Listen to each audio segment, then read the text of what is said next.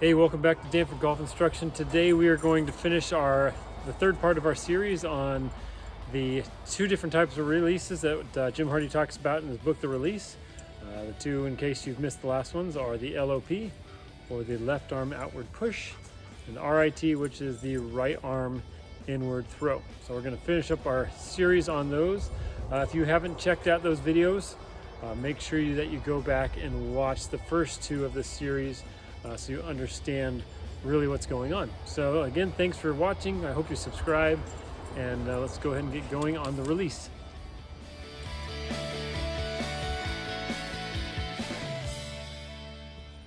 Today we're going to cover the final series of our three-part series of The Release, the book by Jim Hardy. We're going to talk about the two different releases and which release goes with which swing plane, because there's basically those two releases either really work well with one swing plane or they don't work well. All right, and there is one that works with both the two plane and the single plane swing. The first release that we're going to cover is the LOP, or the left arm outward push, and which swing plane that goes with. If you haven't figured that out already, it's pretty simple. The LOP works really well with the two plane swing. So the two plane swing is the hands that tend to get higher at the top, and then the LOP release is the left arm push, which shallows out the club for us. The club face comes up a little bit open, the body tends to move a little bit closer to it, and then we tend to really see a lot of release roll over with the hands. Right, that is the LOP, and it works very well with the two plane swing. The next one that we're going to talk about is the one plane swing. All right, so that is the RIT, or the right arm inward throw release. It works really well with the one plane swing. So the one plane swing, shaft line basically is the same at the top. All right, and then the release that we've talked about. If you haven't seen these videos, make sure you go back and watch them. All right, they'll make it a lot more clear. One plane swing, right arm inward, comes inward, and then it turns into a throw release. Okay. Now, if you're a two-plane swinger and that's what feels really comfortable with you, there are hybrid models. All right, so you can be a two-plane swinger and have that one-plane release. It works really well. Louis Oosthuizen is one of those players. Now, you cannot be a one-plane swinger and have that two-plane or that LOP release. All right, if you're trying to, one plane is more around us, right? So if you're somebody who is a one-plane swinger and you start pushing, the club's going to get stuck real behind you, and then you're going to have to stand up really close to it. The club's going to get stuck, and you're going to do a lot of flipping. You're going to have this big in-out hook, especially if you're like, man, I really hook the ball a lot, or I block it out a lot. You're probably a one-plane swing, but you're stuck in the two-plane release. So make sure you go back and watch those videos, because if you're a one-plane swing, you cannot have that LOP release.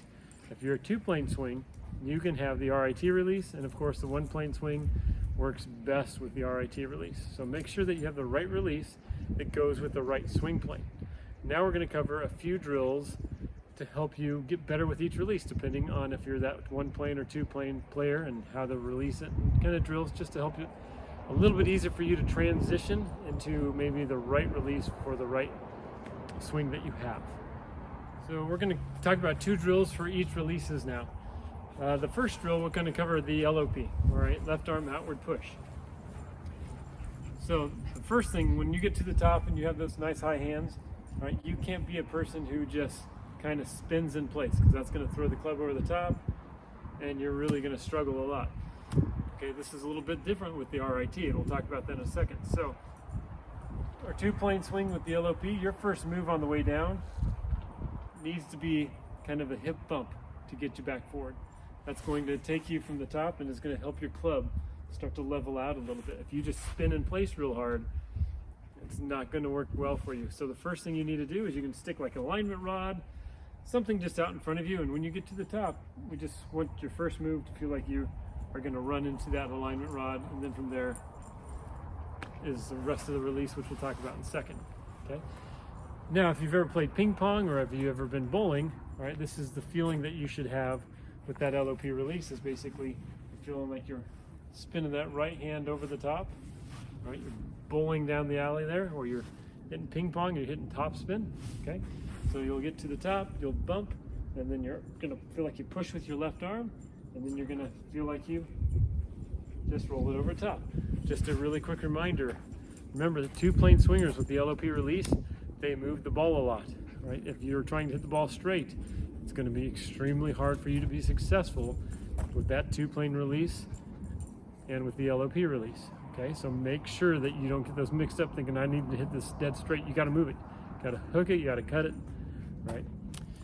Now, the two drills that are very simple with the right hand release is you need to understand exactly how your right arm drops. So when you get to the top, you got to make sure that your right arm really starts to drop down. You can see I really haven't released the golf club at all. All right. What we come across a lot is we'll see people release the right hand early. All right, it gets way out in front of us, and we know the trouble that causes. Right. Or if we start to drive down and then we call it casting the club. Right. We're going to see how it. If we drop and we cast, it gets stuck behind us, and then we're stuck from there. You're going to block it, you're going to snap hook it, you have all sorts of issues. So you got to master that timing. So when you get to the top, the arms drop, and then when the club gets right here, that's when the right arm releases through the ball. Okay? Very simple things that you can kind of do to master that feeling is just try to keep your right arm in place and just let it kind of swing back and forth, and you'll see how the club face doesn't rotate a lot, right? Right arm players, or RIT players, they don't tend to curve the ball a lot just because the club face stays really stable throughout their golf swing. Right? So the final drill is just something that I like to do. I like to teach kind of in reverse. You've probably seen some of my videos in this, is I like to get players to feel where the release should be, and then I like to have them drop backwards. So we know that right arm players or more level players, all right, the club kind of finishes in a lower position around them, kind of exits in a different position. So I'd like to start there, swing to the top, and try to get them to feel that same position. I'm okay with the face rolling over just a little bit. We don't need to see that move. If you do that move with a one plane swing, everything will go left. Right, so just practice where that finish should be, drop back a little bit, and try to match it up. So those are just some very simple drills that you can do for the one plane, two plane, all right, the RIT or the LOP. Now, I told you that there was a hybrid model, okay? Just to refresh this real fast, if you are a LOP player, you cannot have an LOP release with a two plane swing. It doesn't work well. But a two plane swinger can't have either release. Okay, it's very simple. If you're a two plane swinger and you're kind of a hybrid, a Louis Oosthuizen, all right, hands get high, but you're still the first player. You still are more of a drop player. You're not going to be the push player anymore. It's more of a drop, and then you just have a two plane swing, but you have a one plane release. Still works really well. Okay, so I hope these videos kind of simplify Jim Hardy's book on the release and help you understand which release goes with which type of swing, and I hope you play really well once you get these figured out. If you have any questions, make sure you leave them down below. I hope you subscribe, give us a like, and see you back here.